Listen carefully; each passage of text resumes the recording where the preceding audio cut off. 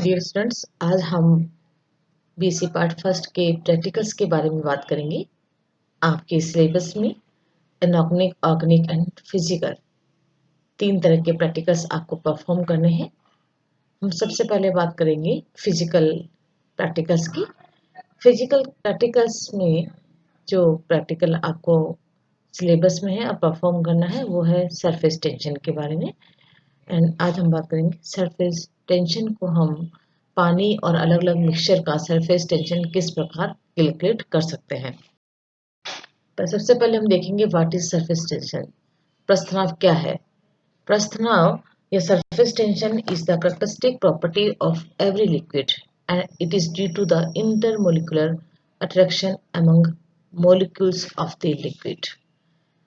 आप फिगर में आप देख रहे हैं कि द्रव अवस्था में प्रबल वंडरवॉल बल क्रियाशील होते हैं, जिसके कारण द्रव के अणु अधिक निकट एक दूसरे को खींचे रखते हैं और लिक्विड के अंदर प्रत्येक अणु अपने आसपास के अणुओं द्वारा सभी दिशाओं में समान रूप से आकर्षित होता है। जिस तरह से अभी फिगर में दिख रहा है आपको कि लिक्विड एक जो सेंटर में है मॉलिक्यूल लिक्विड का, वो चारों तरफ से समान रूप से आकर्षित हो रहा है। अतः द्रव के भीतर के भाग में इन जो है आकर्षण बलों का प्रभाव जो है शून्य हो जाता है और अणु स्वतंत्रतापूर्वक या फ्रीली गति कर सकते हैं। परंतु हम सरफेस पे देख रहे हैं, जो मोलिक्यूल एक मोलिक्यूल सरफेस पे है वो केवल नीचे की तरफ फोर्स ऑफ अट्रैक्शन को महसूस कर रहा है, या उसका नीचे तरफ फोर्स ऑफ अट्रैक्शन जो है उसको मतलब खींच रहा है। तो मोलिक्यूल क्या होगा, सरफेस पे जो मोलिक्यूल है वो क्योंकि नीचे की तरफ से उसको फोर्स खींच रहा है, तो वहाँ एक सतह पर एक टेंशन क्रिएट हो जाता है which is known as tension. तो हम बता रहे हैं कि सतह द्रव की जो सतह है, जैसे आपने फिगर में देखा है, इस पर इसकी स्थिति अलग होती है कि सतह के अणुओं पर आकर्षण बल क्या होता है, उसमें सभी तरफ से समान रूप से नहीं लगता है, यानी असंतुलित हो जाता है। तो सतह के अणुओं को द्रव के अन्य अणु जो नीचे की ओर खींचता है, तो द्रव की सतह वापस से रीअरेंज होने का प्रयास करती है, जिससे कि उसका सरफेस एरिया न्यूनतम हो जाए। तो जैसे हम इसको इस तरह समझा सकते हैं कि जैसे पानी की बूंद है, उसका गोली आकृति का होना सरफेस जो एरिया कम करने के लिए क्या हो जाती है, गोल हो जाती है। केश नली में जल का चढ़ना, ब्लोटिंग पेपर या शाही या जल का सूखना, ये सभी क्या है, उसको सरफेस टेंशन को या सरफेस एरिया को कम करने का, और ये व्यवहार ऐसा करता है इसमें द्रव की मानो उस पर कोई जो फोर्स है वो उसको विपरीत दिशा में या उसको विकृत करने वाला बल कार्य कर रहा है। तो द्रव की सतह पर यह बल, विकृत बल ही पृष्ठ तनाव कहलाता है, जो कि उसको क्या करता है, विकृत कर देता है, यानी इम्बैलेंस कर देता है। ये सब पृष्ठ तनाव कहलाता है। द्रव की सतह पर एक काल्पनिक सरल रेखा की प्रति सेंटीमीटर लंबाई पर इसके जो है अभिलंब दिशा में क्रियाशील बल जो कार्यरत बल है वो पृष्ठ तनाव का मेजरमेंट या माप होता है, यानी इसी को हम क्या कहते हैं, पृष्ठ तनाव कहते हैं। और पृष्ठ तनाव को हमेशा जिसकी यूनिट है वो डाइन है, डाइन में शो करते हैं। ये जो फोर्स है ये डाइन में मतलब उसको प्रदर्शित किया जाता है, और इसको यूनानी अक्षर गामा से प्रदर्शित करते हैं। It is the symbol of the gamma is the surface tension. अब हम देखते हैं कि प्रश्न को कैसे ज्ञात किया जा सकता है। इसको मैं आपको थोड़ा सा इंग्लिश में समझा देती हूँ कि जो फिगर है आपका, वो दिखा भी हमने 18.1 shows that the molecule in the interior of a liquid is completely surrounded by the other molecule and experience the force of attraction equally in all direction. On the other hand, a molecule at the surface experience the attractive force only from the downward direction, and this result is net inward pull. Thus, under the influence of the molecular forces of attraction from within, a liquid develops a tendency to contract its surface such it acquires the smallest possible area for a given volume. That's why Drops of a liquid and bubbles of a liquid in a liquid tend to acquire a spherical shape. As a result of this contraction, a liquid surface eventually comes under the state of stretch or tension, and the force that is the stretching acting equally at every point in all directions along the surface is known as surface tension. Quantitatively, the surface tension denoted as gamma may be defined in SI unit as the force in Newton acting at right angle to any line of 1 meter length along the surface of the liquid. Since the force in newtons act along a distance of 1 meter, the unit of surface tension is expressed as Newton per meter. The surface tension may also be defined in CGS system as the force in line acting at right angle to any line of 1 centimeter length along the liquid surface. In this case, the force in line act along in a distance of 1 centimeter. So, the surface tension is expressed in line per centimeter. In other words, we can also say the dyne per centimeter into 10 to the power 3 is equal to the Newton per meter. And surface जो है अब हम बात करेंगे factors या प्रस्ताव ज्ञात करने की विधि या उसको प्रस्ताव को सबसे पहले ज्ञात करने के लिए जो ऑपरेटर्स दिया था उसने स्टेग्लोमीटर ने तो उसे स्टेग्लोमीटर की सहायता से हम किसी भी लिक्विड का सरफेस टेंशन को कैलकुलेट कर सकते हैं। प्रस्ताव का मापन साधारणतः एक बूंद का भार ज्ञात करने की विधि से किया जाता है। इस विधि का सिद्धांत यह है कि यह ज्ञात त्रिज्या की जो एक ध्रुव केशनली में से गिरती हुई बूंद का भार ज्ञात किया जाता है और गिरते हुए द्रव का भार हम ये मानते हैं W1 है और जो कि द्रव के पृष्ठ तनाव की डायरेक्टली प्रोपोर्शनल होता है। अतः यदि द्रव के पृष्ठ तनाव गामा 1 और गामा 2 हो, दो लिक्विड है और इसका जो सरफेस टेंशन है वो क्या है, गामा 1 है और दूसरे का गामा 2 है। तो हम इसको इस तरह से लिखेंगे क्योंकि डायरेक्टली प्रोपोर्शनल है तो gamma 1 upon gamma 2 is equal to the W1 upon W2, जहाँ W1 तथा W2 एक ही केशनली में से गिरती हुई उन दो द्रवों की बूंदों का एवरेज वेट है और प्रैक्टिकली बूंदों की संख्या गिन लेना अधिक सुविधाजनक होता है। इसलिए पृष्ठ तनाव का बल जो बूंद को रोके रखता है वह 2πry होता है, जहाँ 2πr क्या है, उस बूंद की रेडियस है, परिधि है और गामा जहाँ पृष्ठ तनाव है। तो हम देखते हैं फोर्स जो ग्रेविटेशनल फोर्स है हम जानते हैं mg के बराबर होता है, या हम लिख सकते हैं vdg के बराबर होता है।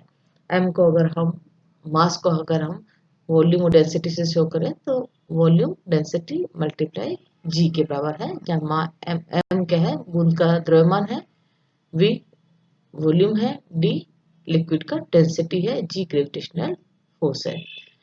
तो ये एक्सीलरेशन है। जब बूंद नीचे गिरती है तो दोनों बल क्या होते हैं, आपस में बैलेंस होते हैं। दोनों को हम इक्वेट कर सकते हैं कि 2πry इक्वल टू क्या है, vdg के बराबर होता है। यदि कुल बूंद जो n है, गिरने वाली बूंदों का मान n है और उसका आयतन जो vn हो तो हम शो कर सकते हैं, ऐसे लिख सकते हैं 2πr/n is equal to vn dg लिख सकते हैं।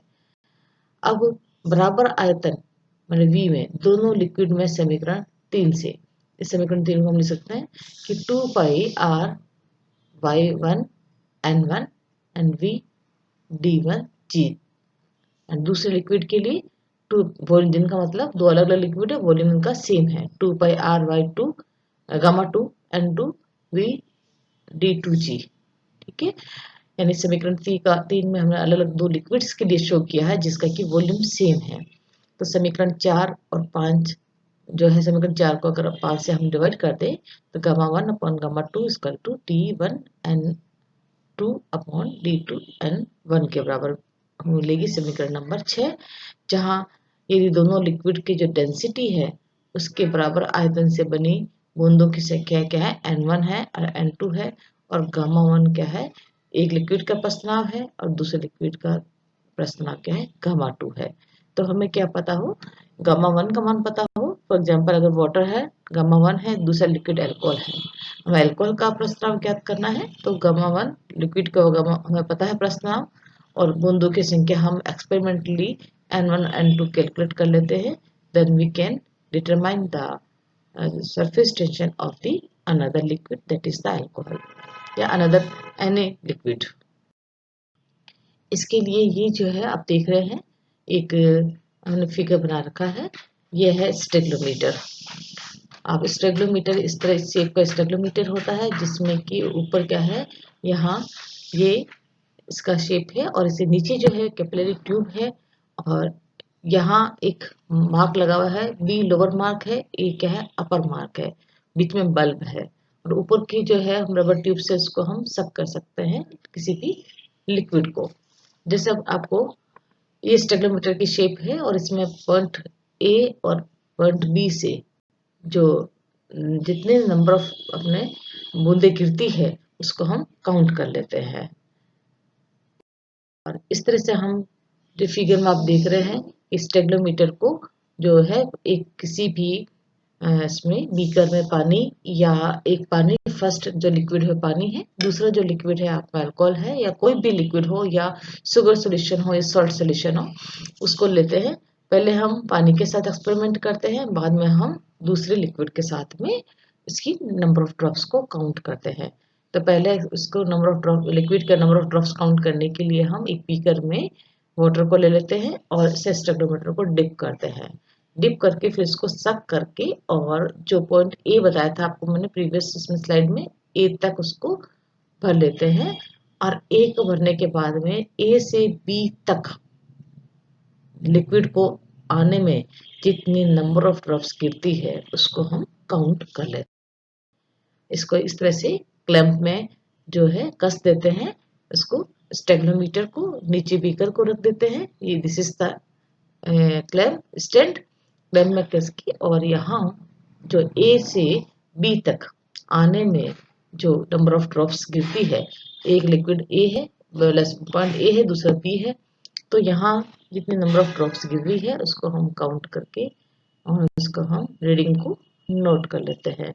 वाटर के साथ हम तीनों रीडिंग को नोट करते हैं, और दूसरे लिक्विड के साथ भी सेम इसको पानी को निकाल के दूसरे लिक्विड को सक करके पॉइंट ए से बी तक आने में जितनी नंबर ऑफ ड्रॉप्स होती है उसको अगेन हम काउंट कर लेते हैं।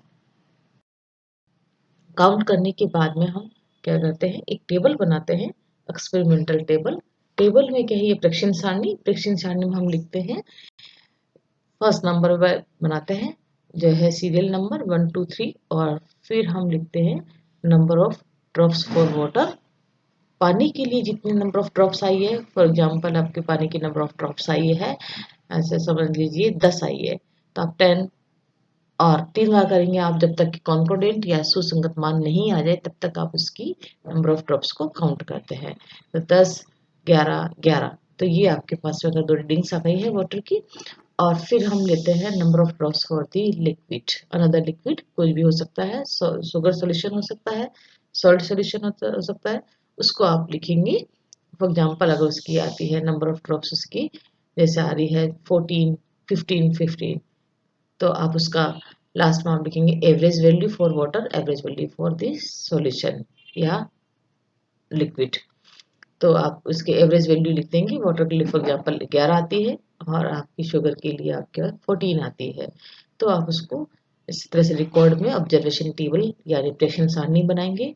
Then plot the graph between the number of drops between the concentration, सांद्रता और बूंदों की संख्या के बीच आप ग्राफ प्लॉट करेंगे, और then you get the straight line.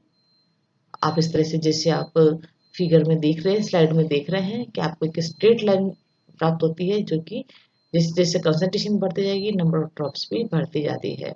और एक आपके लिए जो सोल्यूशन होगा, क्योंकि आपका एक्सपेरिमेंट यानी एम ये है to determine the surface tension of the given unknown solution.